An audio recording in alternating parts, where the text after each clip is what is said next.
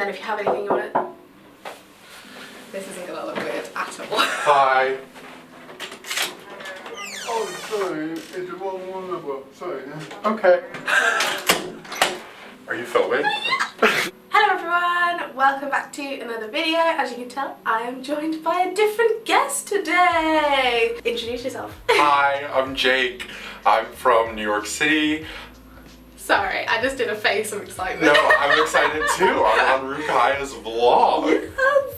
I'm really excited. So Jake is over here for, you're just a week, aren't you? Mm-hmm. Are you going anywhere else after this? No. No, you're just going back home? Yeah, I'm going home. So, as Jake is over here from New York, and Jake goes to lots of theatre in New York, explain like what you do in New York right now. Yeah, so I just graduated from school where I studied, thank you, studied directing. So I am a professional artist living and working in New York City.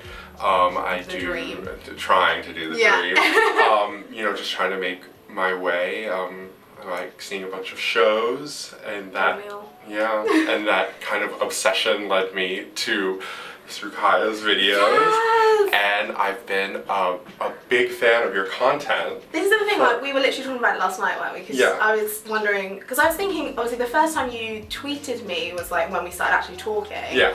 Because it was such a nice tweet. If I can find it, I'll screenshot it. Yeah, oh my god, screenshot it. Because it was so lovely. But I was wondering when you actually first found my channel and stuff. Yeah, so back, it was the Cursed Child video.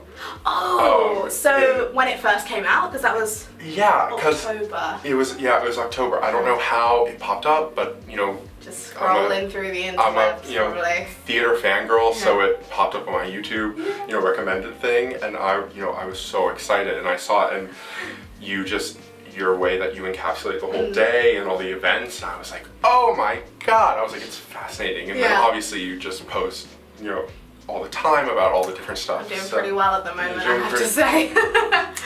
Good job. So I just loved I found the Cursed Child video, and I just loved the rest of your content, and I would make jokes to myself that I was like the Broadway male Rukaya. Yes, I love that, yeah.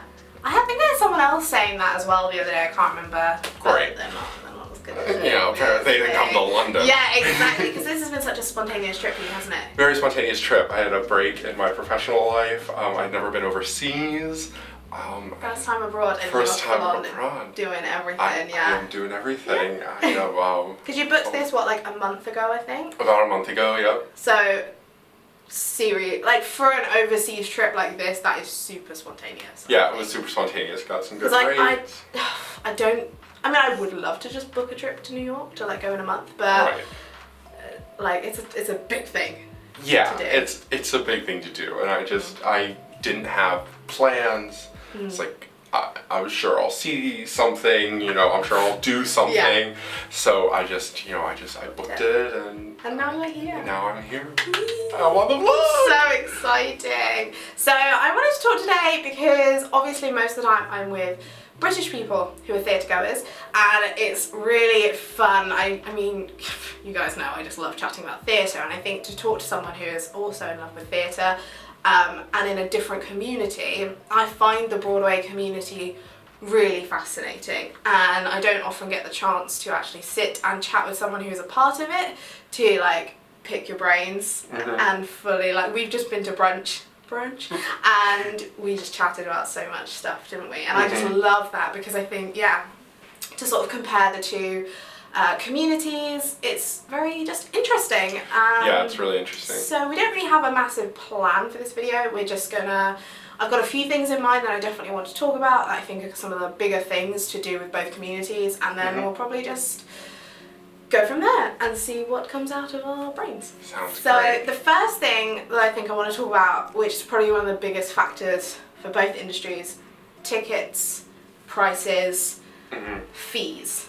So most people know what I do with my tickets and stuff and how I get them. So do you want to explain, like, as someone who goes to the theatre a lot and obviously wants to get the most affordable tickets, like how do you go about that? Yeah, so it's definitely changed in the time that I've been in New York, which is how that what, 3 years? 5 years. 5 years now. Yeah, 5 years now. Oh yeah, school's so much longer for you guys, I forget. Yeah. So basically when I started, you know, Rush, which you guys call day seating here, was a big thing, as well as in-person lotteries where you would show up 2.5 hours before the show, wait around for 30 minutes, and then they would call your name and you would get like, you know, see if your fate was sealed or not. sealed or not. And then that started, all those options basically disappeared with the invention of online lotteries. Everything has gone online, hasn't it? Yeah, which makes everything much harder to see, because with in-person lotteries, it forces you to be there, and like it's really inconvenient for a lot of people, but if you're willing to like stick it out, like you can play it, so like you knew that like, oh, only 30 people will be there. Exactly, So then you had a better chance. So that's like the most like common, like, you know, showing up and like kind of, you know, begging for a ticket, or like in terms of Rush and lottery. Some shows still do Rush, which is great. A lot of theaters do. All the shows I want to see are basically doing Rush, so I'm like, thank you, because it is, I think, for both communities, like the absolute cheapest way. Yeah, definitely. And like guaranteed way to get seats, because yes, there's lotteries and stuff, and I miss, there's only, I think it's only now the Book of Mormon in London that does an in-person lottery. Oh, do they? Still, I think that's the only one, because there was one at Aladdin, and then they stopped doing that. And I think, yeah, as you said, there's a bit more of a guarantee that you might win because there's less people, but now it's online. Like, I'd love to know the figures of how many people enter like the Hamilton lottery. I know, like, I know it was reported over 12,000 once for one performance, and that's because people, you know, in like Philadelphia, they're claiming, you know, people claim that like, oh, I live, you know, 2 hours out of town, but if I know 3 hours before, you know, I can make it in. Yeah. So with the Hamilton lottery, is there sort of like, would I be able to enter it here in London, or is it sort of location? Is there something that tells them they're too far away, so they won't be able to make it, so there's no point entering them? I don't know, you have to enter a zip code? Do you guys have zip codes? Postcodes, yeah. Okay, so like the system, like I'm sure you could enter, but you the could enter any system... random New York postcode, couldn't you? Zip code. Yeah, but like, yeah, so I guess... Thing is, because I was almost tempted to the other day, just enter for the kicks, and I thought, how annoying would it be if I actually won? Right. I would hate myself, I just couldn't do it. Right, so. well then the people in the resale line, cancellation line. Yeah, that's true. Which is a whole other market which they've tried to crack down on. I feel like we don't have as big a thing with like the resale or the return lines. Yeah, we usually don't either, because on Broadway you physically can't return a ticket. So you or cancel it, and they're called on Broadway, it's called the cancellation policy, but like with Broadway shows you can't do that. Basically what happens is theaters have house seats that are set aside for the producers and the designers, and then they just will release those if they're not claimed. Same with the lottery seats. So a lot of people will wait in line at Hamilton because they give away like 42 seats now for $10, and if they have 4 seats that people didn't claim or pay for, then they will sell those. I think they're at $199.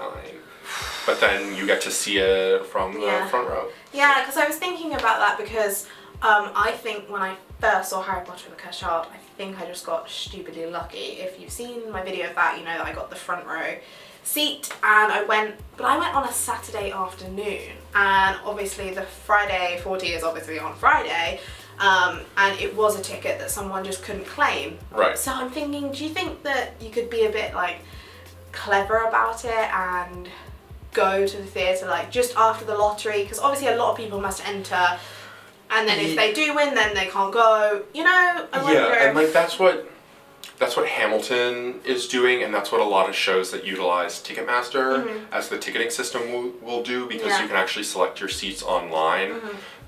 So when you win the Hamilton lottery, is that how it goes? You can pick your seats, or no? It's actually not. It's actually, allocated. Yeah, they just I think it's the same with the Friday 40, but as I said, I've not officially won it, so... Oh, I think I was so optimistic about I was like, I'm gonna win. You have it, like, I entered the week after I saw it, and I was like, obviously, fates are gonna be like, yeah, now you can win it, and I've like, seen it, and I was like, that's total bull, it's not gonna happen. I hoped, it didn't work.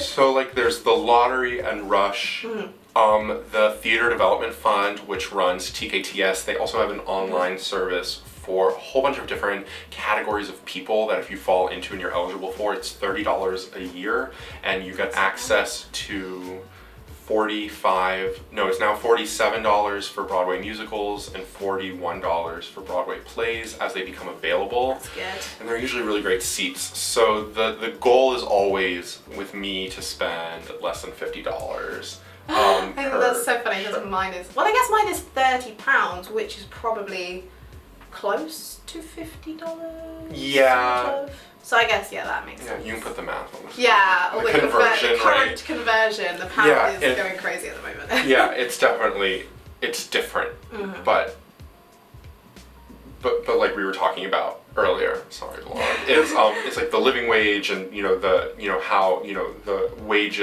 that people operate at is just different. So it's different for everyone. And then there are obviously the front row at the box office for Hello Dolly is $745 or something. No. I thought it was $850, but the New York Times article this morning was claiming it was $700. And this is like not scalpers. This is like the legit ticket prices. The legit they I cannot do like the concept of someone going in and be like, yeah, I'll buy that. Oh, it makes me feel a bit sick. Like, yeah, it's. Oh my god. Yeah, it's insane. But the average. I don't know if you've ever looked at the Broadway grosses, but they show you the average ticket price, and it's usually around $100. So. See, I think Society of London Theatre published a similar thing like a month ago. I think for us the average was I think I'll put the numbers up on the screen. I think it was either around £47. It was between like the 40 to 60 mark, I think.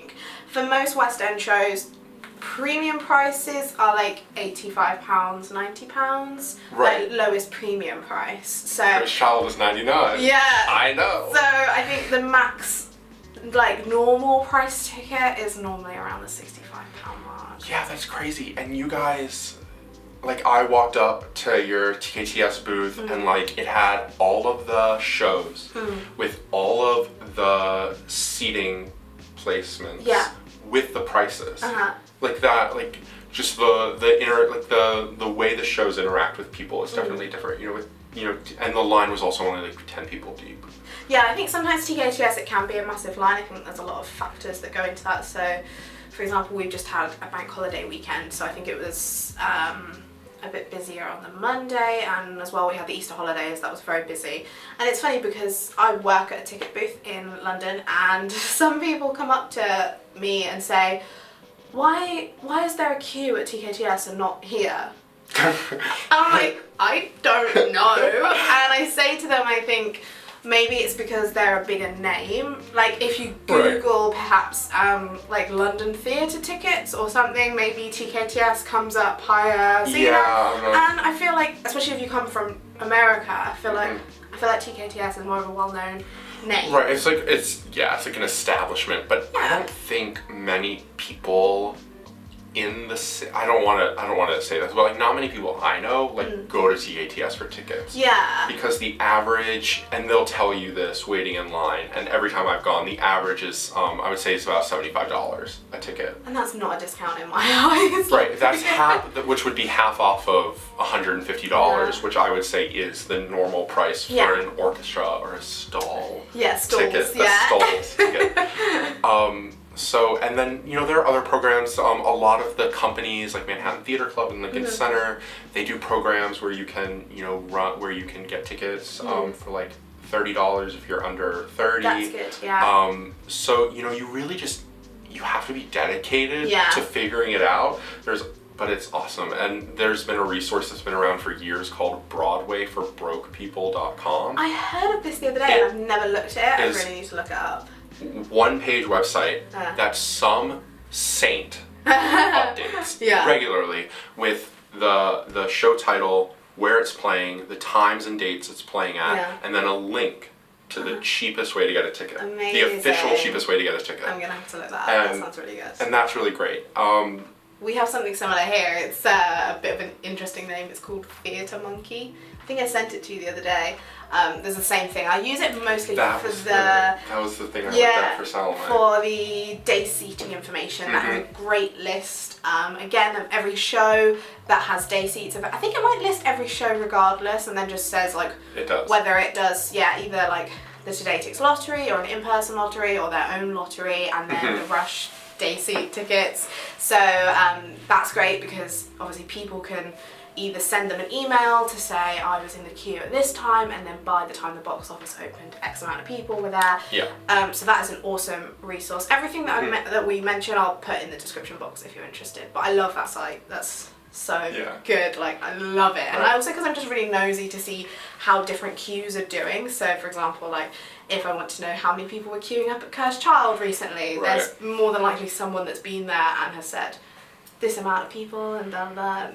It's great. Yeah, the people that are like really in the know or like really overly obsessive with everything with us in the New York scene mainly use Broadway World message boards. And there's another one called All That Chat, which is a great name. the older one that I don't use. I think more people in like my generation like currently use Broadway World, and we have a really active message board which gets really crazy at times. But that's where we don't really people have that. there's a London one, but no one ever really posts on. Because I was looking, when you were talking about Cursed Child tickets the other day, I just googled Cursed Child returns queue to see what people were saying about it.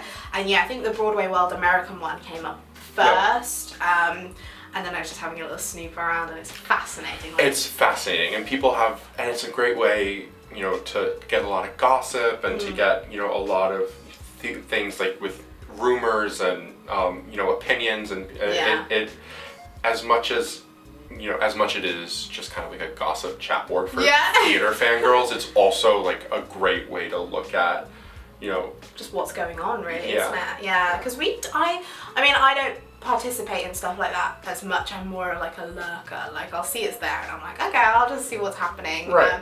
We do have there's a website called TheatreBoard, so that's obviously separate, and that's also like forum style, but I just don't, I find myself going to like Twitter for more information and stuff. Like, I'll search there first, and then if I come up with nothing, I'll try and look for more. Yeah, social media and theater is at a really interesting crossroads, and you know a lot about it. And from what I understand, like what was it, Half a Sixpence? You guys did that. That was just for vloggers. Just for bloggers. And then Sam and I were there. I don't really think anyone else was there specifically, like, because I used to do theatre blogging, and now obviously it's just vlogging. Sam is the same. Most of the other people there were bloggers. Right. But that was that's awesome, and it's really shifting. Like Broadway.com and Playbill.com, they and TheatreMania, they're all working really, really hard to engage audiences and try to create a community, because there is such a heart of theater in America throughout. And because New York City is so hard to get to and so hard to live in, it's really, there's a really big divide between the people, that are able to live, work, and also do all this fun stuff. Right, and also, and play there with the people that just have to kind of watch from the sidelines. And people like Playbill and Broadway.com, they're doing like really commendable content with interviewing Broadway stars, because just because a video only gets like if they do an interview with someone and it only gets like a couple hundred views or like a couple thousand views, like the people that are watching it, like it means the world to them. Absolutely, and I really love that. It's hard with theatre. I sometimes really struggle with my theatre vlogs, because obviously I want to make them interesting. I don't want to make them just me sitting and talking about the show, and that's why I always try and film like as much as I can while I'm at the theatre. And it's a really hard thing, because there's content out there, obviously, like show trailers and things like that, and sometimes I'm like, do I include that? Do people that might be spoiling it for some people? I know, because I'm one of those people that I don't want to see anything. So theatre is such a hard thing to market in a way without putting too much out there, you know? Yeah, it's really hard to market, and and I would assume it's the same over here, but like, in New York, only a small percentage of the audience is people that live there. They're what most shows are vying for is the family of four or the young couple that is only in the city for the weekend, and they want to see one show, and that's all they can afford. And that's all they can. That's all they can afford, Yeah. and they're battling it out between Wicked and Lion King, because everyone just, like, even people that don't know theater know. They know about, those. and Jeffrey Sellers said right after Hamilton debuted that he said when people come to New York, he wants them to be able to say, I want to do two things. I want them to see the statue. They want to see the Statue of Liberty, and they want to see Hamilton. Yeah. Like, that is the goal. And Wicked has kind of become that, and same with the Lion King. I mean, I had someone at work the other day ask me about tickets for Hamilton already. Here in London, it's not opening until I think November. And it was it wasn't someone who seemed like an actual active theatre fan. Obviously they're not that active because they didn't know that Hamilton's not open until winter. But the fact that they asked, I just thought, wow, that just kind of shows how much the word of Hamilton is spreading around, that the average Joe public in the UK already is like, oh, Hamilton, that's a thing that's going to be in the West End. We should go see that. And especially considering, I think Hamilton is just going to be so fascinating when it comes here to see the audience reactions, because we don't look too great in that show. Like, we're not the good guys. So. It's. I mean, I'm excited to see it because I think it's like changing the landscape of musical theatre a little bit in everything. It's pushing the boundaries, which I think is really necessary and really wonderful. I wonder if they could get like a really well-known like Brit actor to play King George. Like, I think they should. I think that would really work. I think it's great, the casting that we were just talking about this earlier, the casting that they already have, because God, could you imagine if it came over here and for some stupid reason they will just cast white people? Like, you just be like, why? Right. Because I think that is the thing about this show. Like, obviously I'm not saying that white people can't sing Hamilton, that they can't be in Hamilton, but it's such an amazing opportunity for all these people that get overlooked in shows. Because I thought this when I went to see Aladdin, and I thought, oh, that's really nice that they have cast it in quite a diverse way, and it's going to be the same for Hamilton. But I think for that role, I think we need like... I would love it. I've heard a couple of rumours that people want it to be like some famous comedians that we have here. That might help ease the... I feel like it's almost gonna, I mean, this might go over your head a bit, but when we have pantomime shows here at Christmas, I'll explain it all later, but normally there's like a big celebrity name in it, because normally you get pantomimes like in all of the regional theatres, so for those audiences it helps if they have like a celebrity name that they're like, oh, and I'm not even saying like big celebrity, just like a C-list celebrities, and it helps, like, audiences are like, so-and-so is in our local theatre, like, that helps, so I think that would work for I hadn't even thought about how problematic it might be here, because the few people that have had the nerve to speak up about it, against it, in America, which is the only place it's playing, is, they're like, this, doesn't, it kind of doesn't falsely portray the founding fathers, but they weren't, they weren't perfect, and they weren't always the best of people, even though, the work they did as a whole was really great, but obviously because it's an American story, and because, it's in America, like, everyone's really behind it. So it'll be interesting. I doubt there would be, like, backlash against it, because I think the character of King George is actually just really superbly written. Yes, I think we have a good enough sense of humour there. Yeah. Because I have heard some people that I think are just kind of, I don't want to say like against Hamilton, but they just have no interest, and that's fine. Like, obviously if you don't like something, that's cool. Right.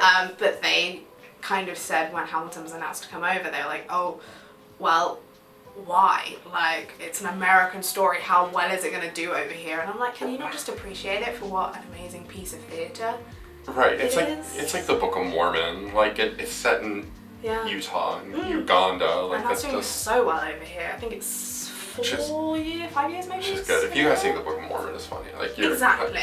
Yeah. you'll be fine with Hamilton. My grandparents went to see the Book of Mormon. Did they? And when my grandma told me, I was like, do they know? Do they know what they're about to watch? And then I spoke to them after, they're like, we loved it. It was so good. Yeah. Just a mental image of my grandparents. That's sat so with funny. The Book of Mormon. Oh, bless them. They were so sweet. Yeah, that just cracked me up because I just thought, they're going to say the C word in front of my grandma. I kind of wish I'd gone to see it with them. To see how see the live reacted. reaction. They probably loved it. And Yeah, I think they did. I think what the what the Book of Mormon does so well is it confronts things that like might make you uncomfortable or something, but it's like in the funniest it's way. like just laugh at it. Yeah. Like, and it's just inviting you to be a part of it, and it's not and like what they were claiming at the beginning, because they were trying to like defend any possible like backlash against like it being offensive to Mormons or like being insensitive. It was quite quite the controversy in a way. But you know the way they turn it around at the end, like, because I know some people said we left because it was offensive, and I'm like, yeah, but you didn't stay until the end, and therefore you it makes fun of everyone at some point, so it's just making fun of humanity as a whole, and that's why it's funny. God knows we need that in these times. And you guys are doing, like, you guys have a lot more, I would say, uplifting shows here I think than so. we do. Which is a pro and a con, I think. It's a pro and a con. I think in terms of money and what brings people in, it's obviously very good. But I know I'm gonna say you, Sean. I know you're watching. I think he prefers the more like nitty gritty stuff, and we go through phases of like everything being very happy and very lovely, which is really nice, because sometimes you do just want to go to the theatres to have like just a nice evening, and then sometimes you want to be like smacked in the face by a musical or a play, and sometimes we're kind of lacking in that. And the reason I brought it up is because right now the plays in America are kind of booming, which I hate to say because they're still not as flourished and as plentiful as they could be, and that's because plays have so hard time surviving, and like Significant Other, which was a wonderful play, a drama, good things about that. it just shuttered after 12 weeks, but basically the play That Goes Wrong just landed in New York. Have you seen it yet? No. I heard it's really good, I hope though. you enjoy it when you see it. Okay. You gotta tell me as soon as you've seen it. I will. My friends have been begging me to see it. I saw the dramas first. Yeah. But basically it's just like, it's a lot of dramas and really hard-hitting shows, and then the play That Goes Wrong. And it's like a breath of fresh air in a way, isn't it? Yeah. You just need a little, almost like, what's the phrase? Like a palate cleanser. And it got rave reviews, but then yesterday it didn't get a Tony nomination. That could be a whole other video that we could do. Got scenic design. Apparently the set falls apart. Yeah. Okay, so maybe it wasn't scenic design. But it just goes to show it's selling pretty well, which is good. I think it will do well, because I think it's kind of a similar, like I've always said that if the play That Goes Wrong and like the comedy about bank robbery close in London, that would be like the perfect time for something, I didn't see it, but something like Something Rotten to come over here. Because I think if we had all three of those on at the same time, why hasn't Something Rotten come over here? I don't know yet. That seems like a great fit. Yeah. My camera just stopped recording for some reason, but we were talking about Something Rotten. We're talking about Something Rotten. And I don't think we've missed too much footage. I think we're okay.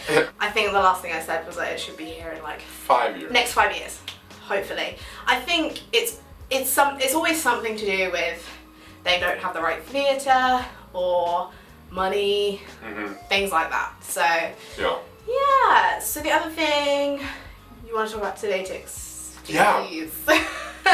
So Today Ticks arrived in New York like 3 or 4 years ago, and basically what it did and what it I think is still known for is it basically just takes the best discount code publicly available for any Broadway or off-Broadway show at the time. It'll apply it for you, and then they will go buy it for you. Then you meet a person wearing a Today Takes jacket under the marquee half an hour before the show. They'll hand you your ticket. You don't know where you're sitting. Until then. It's kind of like Lucky Dip, isn't it? Yeah, you break it up by section. Yeah, so you know the area you're going to... Because I was talking to a friend and she said that they said it would be like rows A to D or sometimes, whatever. Yeah, so does it totally depend on the theatre? Yeah. So I think we get a much better deal with Today Takes over here. You guys we have it good. Set with Today Takes here. We're so lucky. So with Today Takes in New York, there is a $10 to $12 to maybe $13 fee per transaction. So basically the cheapest ticket that you can get would be like for the back row of the balcony, which is not a very good seat. Yeah. Probably for like $39 at like a bigger theater. $13 worth of fees, effectively. Or is that without the fees? It's without the fees. Holy right, so then your ticket goes up to, 50 something. That's mad. So but Today Takes, I really still like. Them. I love them. Know. But I think when I go to New York, I probably won't use Today Takes. Right, yeah, probably not. I think. But I love it. If you're coming to London, That's what I do. That's what I did. Yeah, you bought all but one show on Today Takes, haven't you? Yeah. And I mean, if you've never heard of Today Takes, quick run through. It's a theatre ticketing app. It's in London, New York, and then loads of American states as well, isn't it? And for us, I feel like it's a bit more organised in a sense because you can go on, pick the show. And then it gives you a list of like the areas, so if there's tickets in the stalls, dress circle, upper circle, balcony, whatever, and then it will tell you the price, so you can just click on the price you want to pay. Right, we have all that too. Yeah, but then obviously you select how many tickets you want, and then it will tell you exactly the seats that they have, which I think maybe that's just because the way West End theatres work, giving them tickets. It might even be a legal thing. Maybe, they have to, jumping through, or interacting with the theaters. So, but I know that they're doing really well in New York.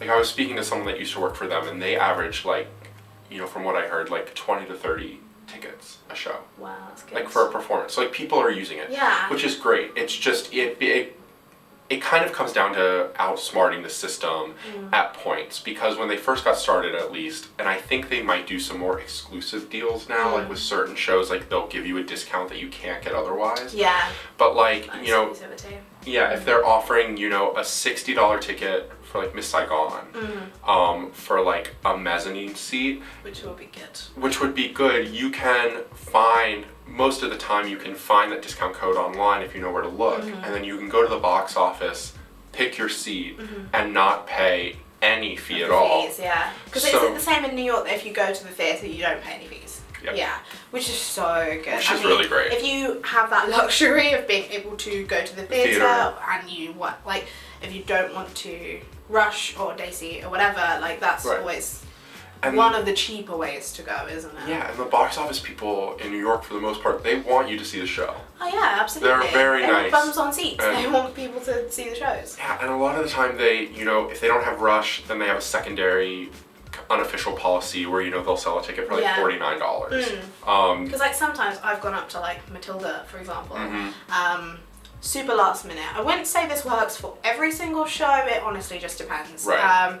So don't take my word for it. The Rukaya said, I can just go up to the theatre last minute and they're gonna give me a discounted ticket. But like, I think it helps to be like a nice person. Very nice. If you are nice, people are gonna be nice. A little naive. Yeah. I always pretend like I don't know. Like, do you like, have any rush left? Yeah. And then they're like, Yeah, no, I straight up, I think some of the box office people at Matilda, like, they kind of recognise who I am. Like, well, when I used to go quite a lot, I will just say, like, show starting in 5 minutes, do you have anything that you could possibly discount? Like, it annoys me when people ask straight away, like, what discounted tickets do you have? Because I'm like, what have you done to deserve that discount? Sure, first of all, but at that time of the night, when there's literally 5 minutes towards the show, if they have, like, loads of tickets available, like obviously they'd rather fill them at a slightly cheaper price. So I've been able to get some really good seats for Matilda at like £37 or something. Yeah. But But obviously that's the risk you take in going up to the theatre so last minute, because Right. if you don't get tickets, you don't have time to get to another theatre and try that Yeah. somewhere else. And that used to be a big thing in New York when there were a bunch of lotteries.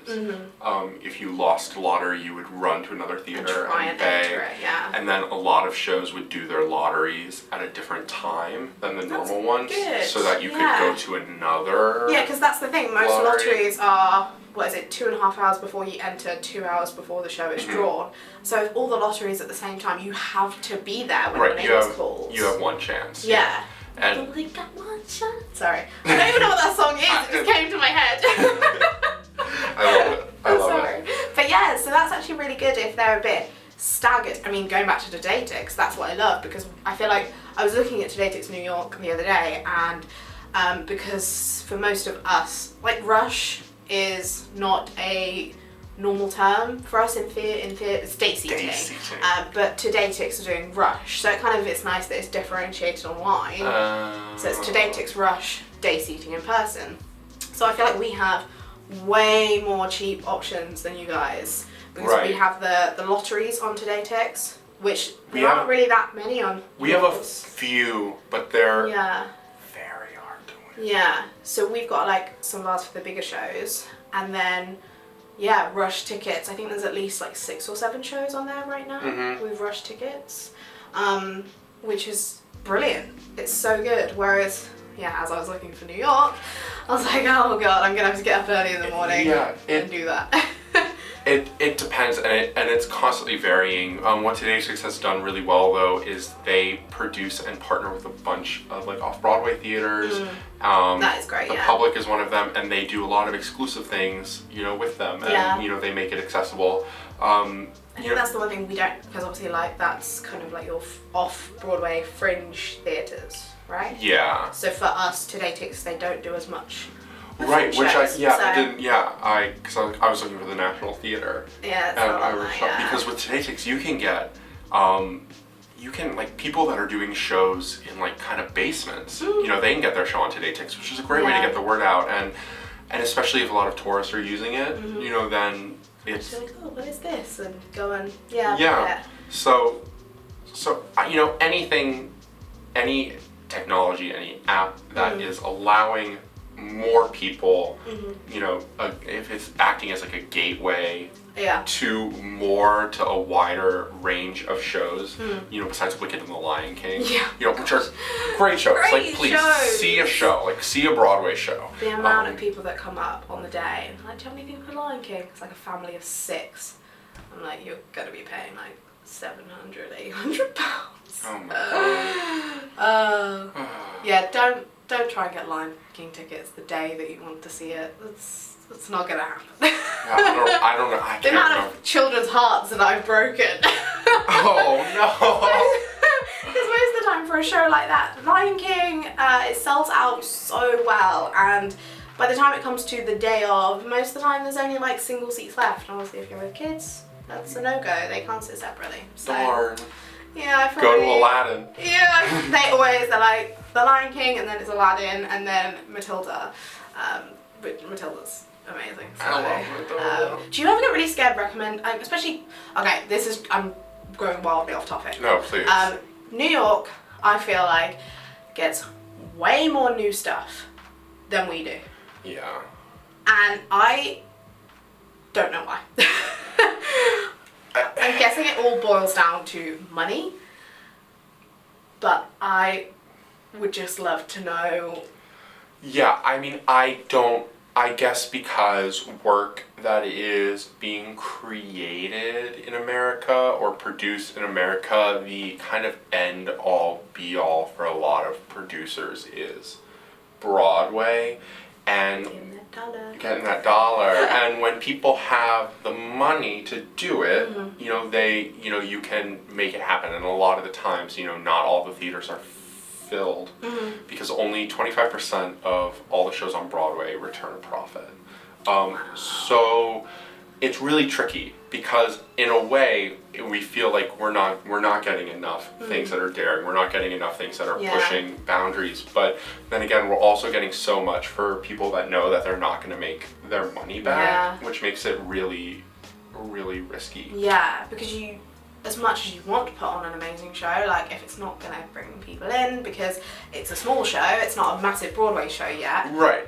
It's just, I find it so the most frustrating thing about the industry, because I think once you start to like get into it and you know a lot of people that are, I don't want to say on the bottom of the ladder, but you know they're working hard and not being seen, and it's the most frustrating thing.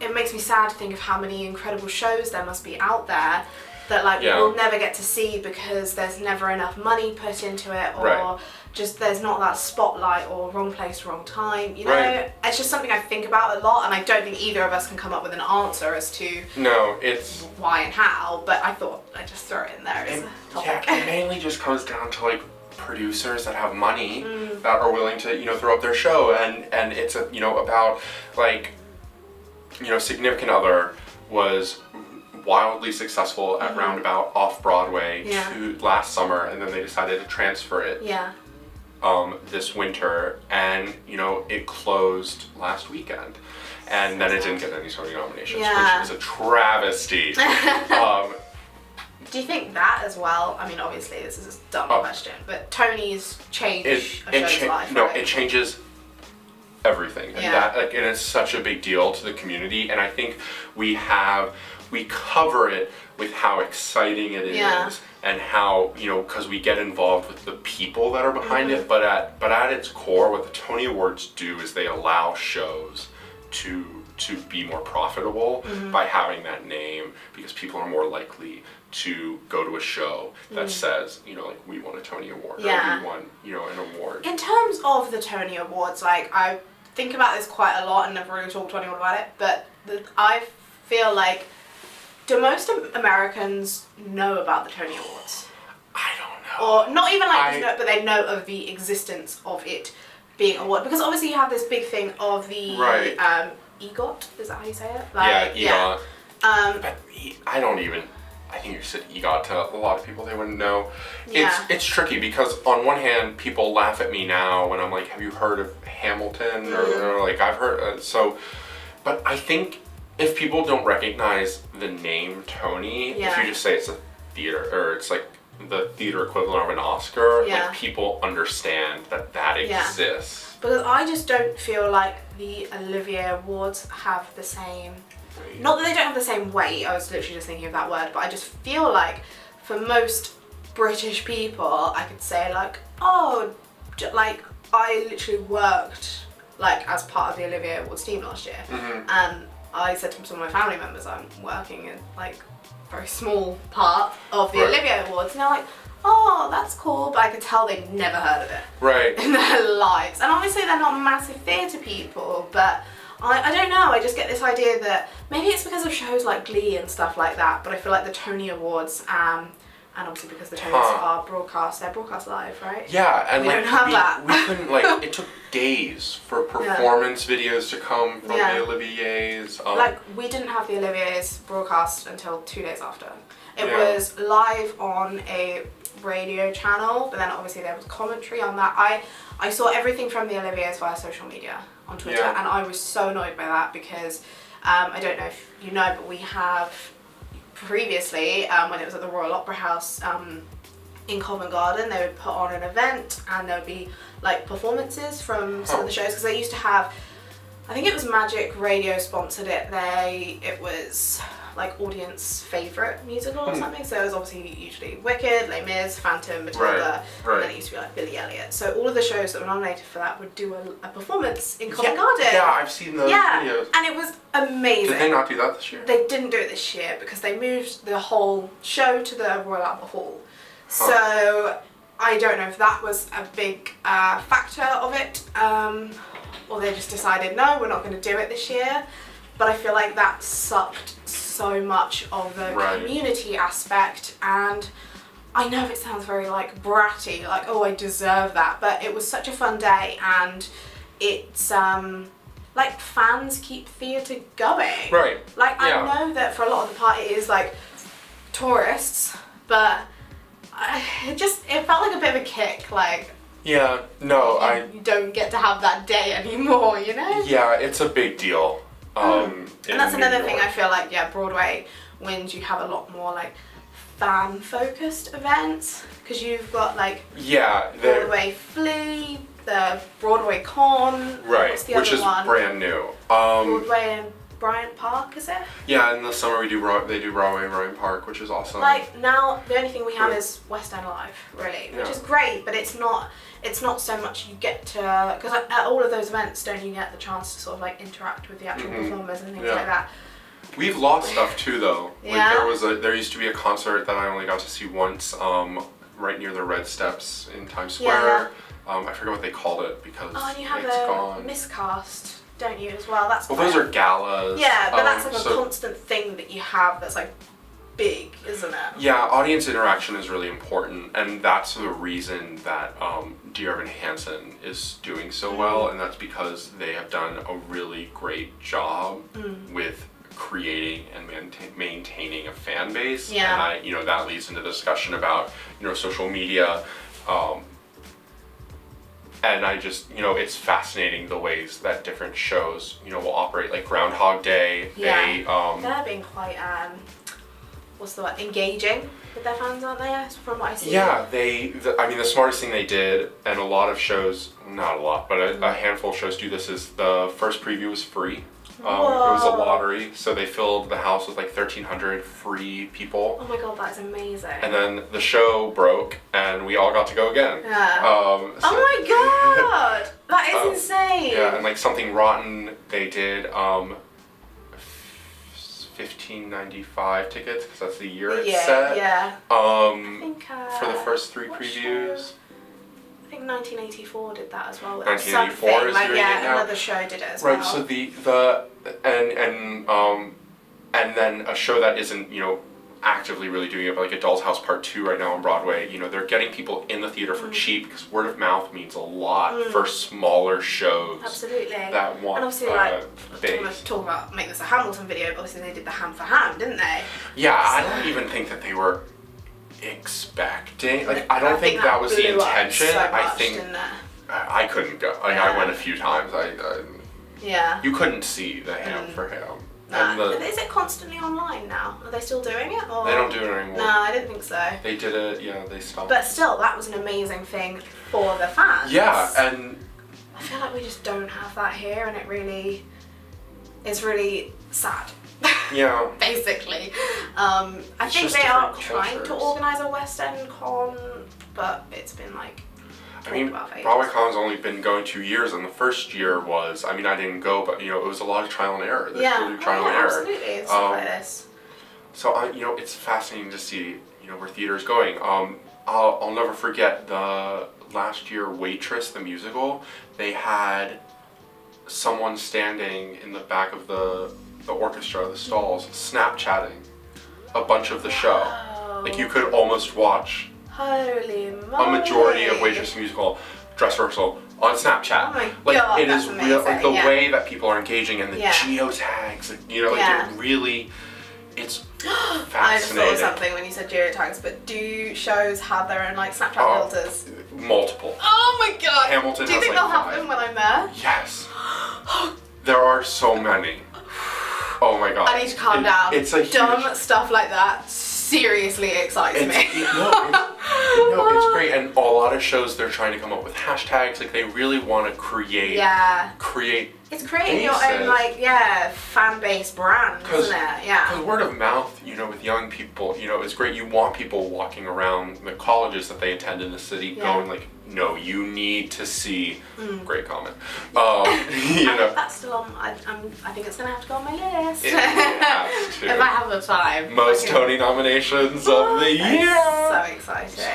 And it's not I saw on your Facebook post no one was really talking about the fact that it did have the most nominations. No, and I don't want to get into this because I don't want to turn fans could away be a whole from other video, Rukaya.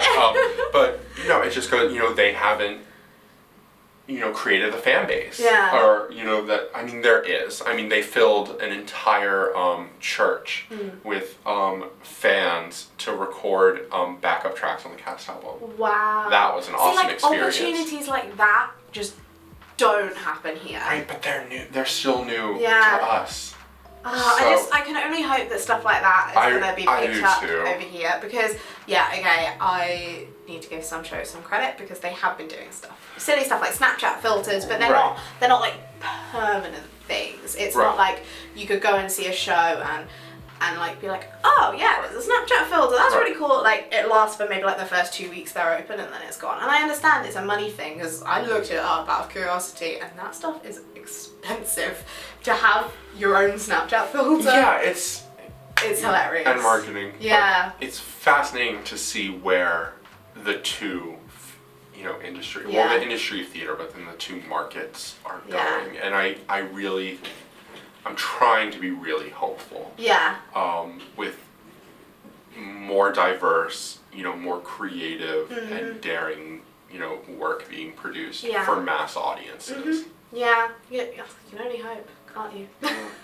I think, if the money can go in the right places. There's so much else that I wanted us to talk about, but I feel like this is already going to be like a 40-minute video. I know, and it's 1 o'clock. Yeah. I have to and you've got to go and see Harry Potter and the Cursed Child. I probably just broke the volume levels with that. I'm so excited. I'm so excited. I might have to come down with you to the theatre just to like soak up some of that. Oh my god, do you want to? Like, yeah. Okay, let's do it. Right. Well, we can literally chat. Maybe when I'm in New York, we can do a part 2. Hell yes. Either September or if we can't do it then, if I don't have the time, we could do it when I come over for Broadway Guard. I'm so excited. Yeah, let's do that and then we can plan it more and give ourselves like 3 hours to film. Yeah. So, thank you so much for watching. Thank you. Please do leave like all of your thoughts and responses to what we've been talking about in the comments section. Because I think there's just so many interesting things that you can talk about in terms of Broadway and West End and other theatre communities as well. I've had a lot of people commenting from like Australia about their communities. I have the assumption that the Australian theatre scene is really vibrant and growing. I'd love to hear. Yeah. I'd love to hear from people. From wherever you are. Because I know my main audience is UK, US, and then it's like Australia, Germany, and the Philippines. Hey! So, just comment away your thoughts. Yeah. Because I'd love to hear them. Thank you for joining me. So this has been so fun. It's been amazing. Like we can just talk for hours. I know. We'll do a part 2 and maybe a part 3 and then whatever. Okay. I hope you've enjoyed this video. Please do give it a thumbs up if you have and subscribe to my channel if you haven't already and you'd like to see more of me in the future. And I'll see you all soon. Bye! Yay. Crushed it.